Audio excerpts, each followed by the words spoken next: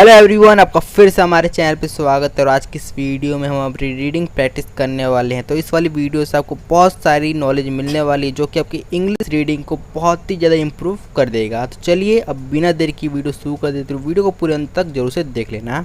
तो ये रहा हमारा आर्टिकल, इसी को हम आज पढ़ के अपनी रीडिंग प्रैक्टिस करने वाले हैं।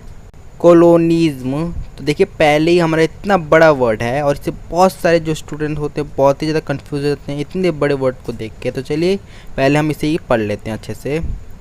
तो देखिए यहाँ पे हम सी को पढ़ रहे हैं क। अब हम सी को क क्यों पढ़ रहे हैं, इससे स भी पढ़ते हैं। दो प्रकार से पढ़ा जाता है सी को स और सी को क, दो प्रकार से पढ़ा जाता है। अब हम देख लेते हैं कि आखिर इसके रूल क्या हैं। तो देखिए जब भी आपको सी के बाद दिख जाए ई, आई या फिर वाई, ये तीनों में से कुछ भी दिख जाए सी के बाद, तब हम इसे पढ़ते हैं स। और अगर ना दिखे तब हम इसे पढ़ते हैं क।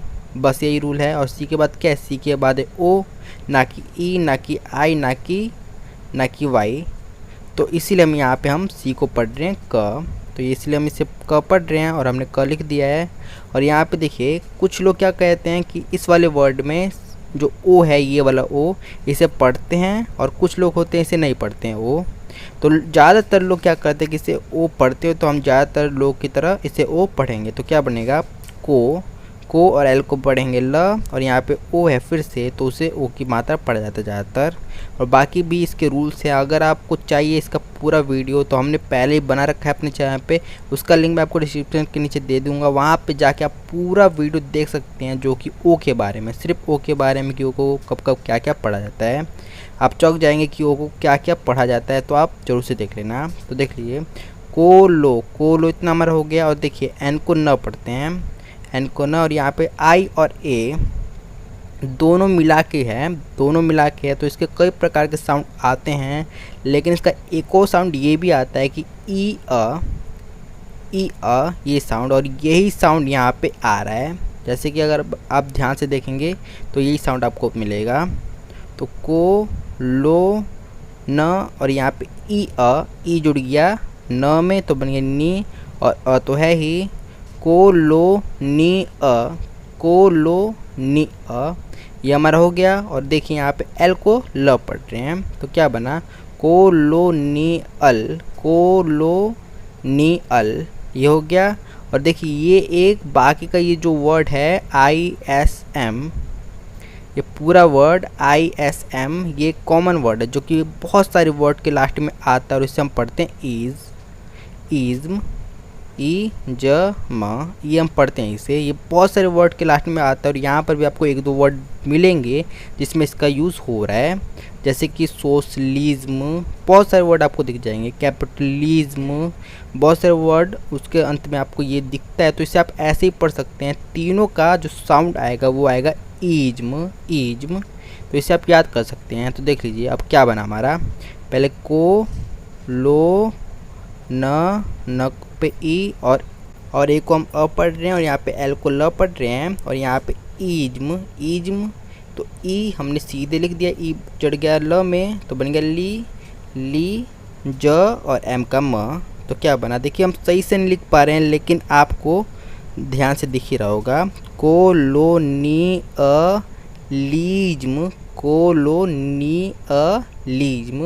तो ऐसे हमने इसे भी पढ़ लिया। देखिए कोई ज़्यादा मुश्किल नहीं, हमने क्या किया, हमने तोड़ के पढ़ा।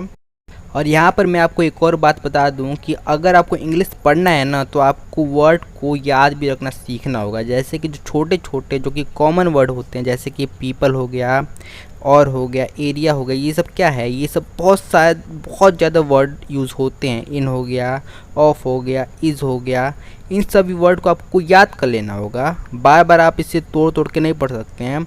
आपको तेज़ी से अगर आपको याद हो गया तो आपको पता है कि इसे पढ़ते क्या, तो आप आसानी से पढ़ सकते हो। तो इसलिए आपको याद भी करना है। अगर आपको इंग्लिश पढ़ना सीखना है ना, तो आपको याद भी करना ही होगा।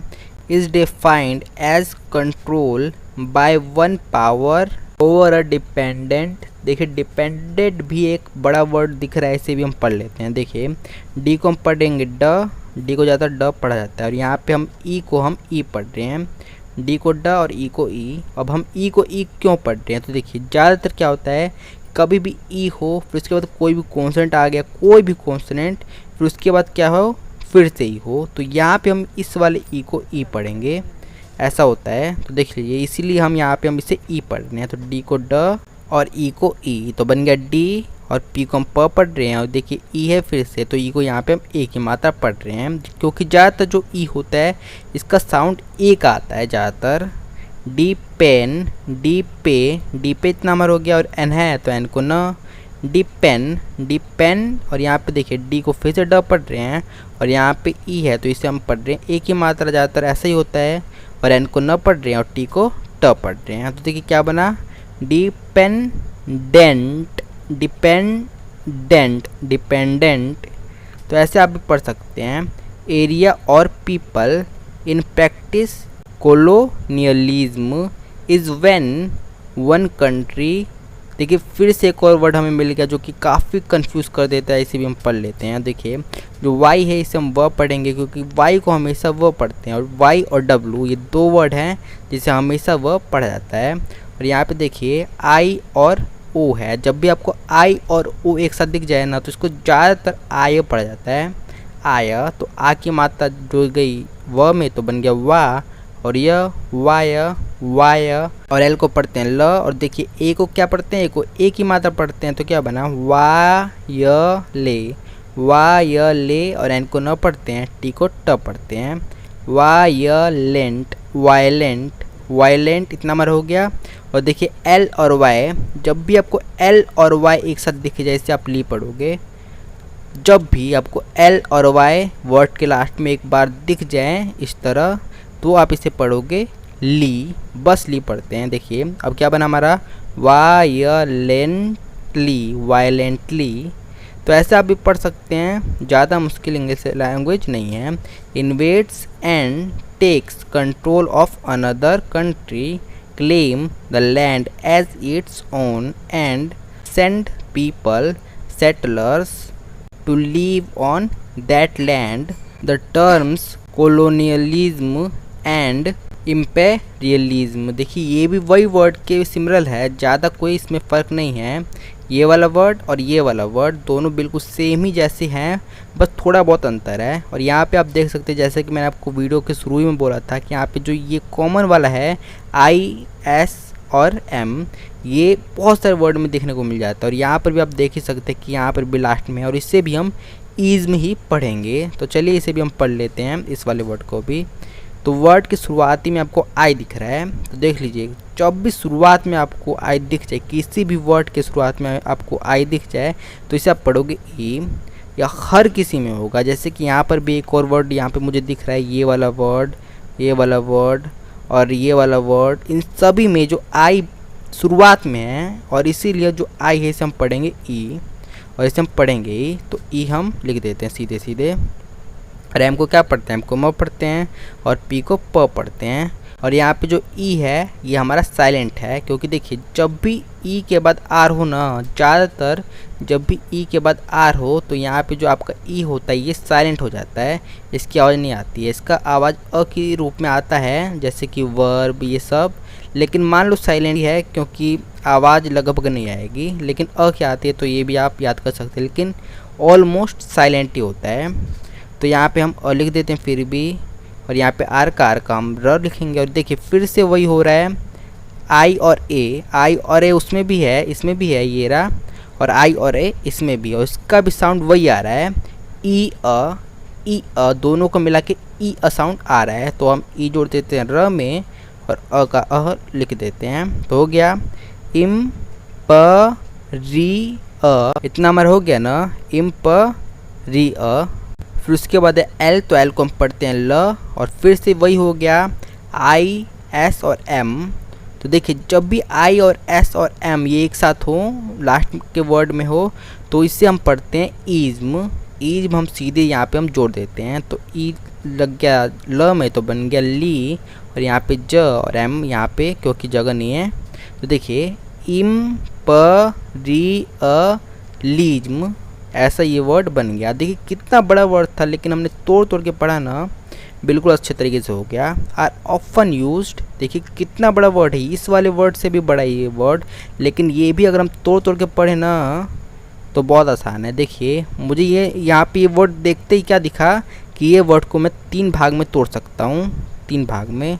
तो चलिए अब हम इसे पढ़ लेते हैं। देखिए फिर से वही रूल आ रहा है, क्या है, आई है वर्ड की शुरुआत में, आई है वर्ड की शुरुआत में, तो वर्ड की शुरुआत में जब भी आई हो इसे पढ़ोगे ई, सिंपल सी बात है। और एन को पढ़ेंगे न, और टी को पढ़ेंगे ट, और देखिए ई के बाद है आर, तो इसीलिए यहाँ पर भी जो ई है इसका साउंड आएगा अ का, और आर का तो र का होगा ही, ठीक है।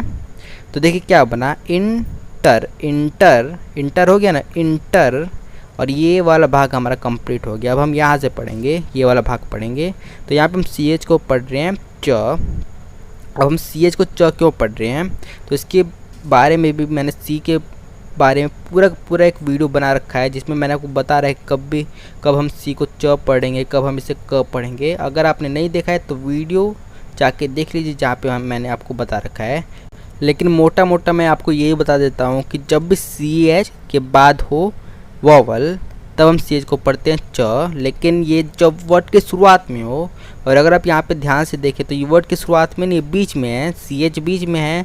लेकिन अगर आप ध्यान से देखें ना, तो इंटर एक अलग शब्द है और चेंज एक अलग शब्द है। यहाँ से यहाँ तक चेंज है, और चेंज के हिसाब से सी एच हमारा शुरुआती में आ रहा है, और शुरुआत में है ही, शुरुआत में सी एच है, उसके बाद है वॉवल, तो च साउंड आएगा। इसीलिए यहाँ पे हम इसका च साउंड आ रहा है। तो सी एच का हमने च लिख दिया। उसके बाद है ए, तो ए को हम ए लिखेंगे, ए का ए ही साउंड आता है ज़्यादातर, और एन का न, तो चेन, चेंज, और जी का ज, चेंज। और इसका भी मैं बिल्कुल आपको इजी सा रूल बता देता हूँ जी का, कि हमने इससे ज क्यों पढ़ा। जब भी आपको जी के बाद दिख जाए आई ई वाई, ये 3 दिख जाए, तब आप इसे पढ़ोगे ज। और यहाँ पे क्या है, जी के बाद है ई, तो इसीलिए यहाँ पे हम जी को पढ़ रहे हैं ज। तो चेंज, इतना हमारा दूसरा भाग भी कंप्लीट हो गया। अब हम बाकी का पढ़ेंगे। और उसके बाद जी के बाद है ई, तो यहाँ पे हमारा जो ई है ये साइलेंट है, ज़्यादातर साइलेंट ही होता है। कुछ लोग इसका भी प्रयोग करते हैं, जैसे इसे जी बोल देते हैं, ज में जोड़ देते हैं ई भी इस वाले वर्ड में, लेकिन ज़्यादातर लोग इसका यूज़ नहीं करते हैं। देखिए मैं आपको रूल भी बता देता हूँ कि ये क्या है, चेंज एक अपने आप ही में एक वर्ड है, अपने आप ही में एक वर्ड है। और यहाँ पे अगर ये अकेला लिखा आता तो हम यहाँ पे ई का प्रयोग नहीं करते, यानी ई साइलेंट रहता हमारे यहाँ ये वाला, और इसलिए यहाँ पर भी साइलेंट ही है। तो हो गया, इतना मेरा हो गया। और उसके बाद ये बचा, और ये हमारा साइलेंट है, तो इसे हम पढ़ेंगे या नहीं। तो ए को हम ए पढ़ेंगे, ए को ज़्यादातर ए ही पढ़ा जाता है। देखिए वर्ड की शुरुआत में जब भी आपको ए दिखे, इसे अ या फिर ए, 2 प्रकार से पढ़ा जाता है, लेकिन ज़्यादातर ए पढ़ा जाता है।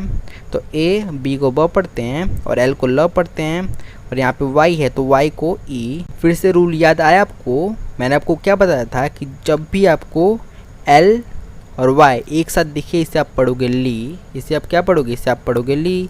तो हम सीधे सीधे ल साउंड यानी ली साउंड जोड़ देते हैं। तो क्या होता है हमारा ए ब, और हम ली साउंड जोड़ देते हैं, एल और वाई का ली साउंड ली, ए बली, ए बली। तो यहाँ पे देखिए 3 वर्ड थे, 1 2 3, 3 भागों में हमने तोड़ा, और अब आसानी से हम इसे पढ़ सकते हैं। इतने बड़े वर्ड को आसानी से पढ़ सकते हैं। तो देख लीजिए क्या इसका साउंड आएगा, interchangeably, interchangeably. तो देखिए कितनी आसानी से हमने पढ़ लिया।